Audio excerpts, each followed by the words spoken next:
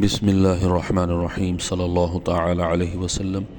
ایسی تسبیح کے بارے میں سماعت کریں جو شخص اس کو کثرت کے ساتھ پڑھتا ہے۔ نبی پاک علیہ الصلاۃ والسلام نے ارشاد فرمایا، بروز قیامت اس کو مبارکباد دی جائے گی کہ تم مبارکباد کے حقدار ہو، اتنی زیادہ مقدار میں یہ تسبیح پڑھی ہے۔ نبی پاک علیہ الصلاۃ والسلام نے ارشاد فرمایا، طوبیٰ لمن وجد فی صحیفتہ استغفارا کثیرا، فرمایا مبارکباد ہے اس شخص کے لیے جس کے نامہ اعمال میں استغفار کی تسبیح زیادہ سے زیادہ پائی جائے گی۔ کثرت کے ساتھ جو شخص استغفار پڑھتا ہوگا، اللہ کے حضور توبہ و گریہ زاری، استغفر اللہ، اپنے گناہوں کو یاد کر کر کے معافی مانگتا ہوگا، فرمایا نبی پاک علیہ الصلاۃ والسلام نے، اس کو مبارکباد دی جائے گی۔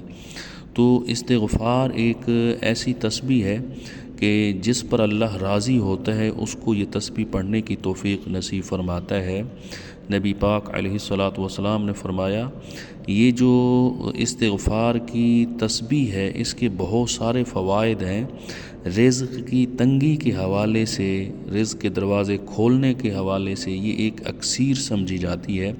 نبی پاک علیہ الصلاۃ والسلام نے فرمایا، جب آدمی گناہ کرتا ہے تو گناہوں کے کفارے کے طور پر اس کے رزق کے دروازے بند کر دیے جاتے ہیں تاکہ اس کے گناہ معاف ہو جائیں، لیکن جب وہ استغفار کثرت سے پڑھتا ہے تو اس کے گناہوں کا کفارہ اس کا استغفار پڑھنا یہ بن جاتا ہے، اور اللہ کریم پھر استغفار کی برکت سے اس کے رزق کے دروازے کھول دیتا ہے۔ اور جب آدمی کی زندگی میں معاملات اس کو تنگ آنا نظر آئیں، تنگ ہو جائیں ہر طرف معاملات، تو استغفار جو آدمی پڑھتا ہے تنگ راستے کھل جاتے ہیں۔ جعل اللہ لہ من کل ضیق مخرجا اور ومن کل ہم فرجا، پریشانی دور ہوتی ہے اور اللہ کریم وہاں سے رزق دیتا ہے جہاں سے اسے وہم و گمان ہی نہیں ہوتا۔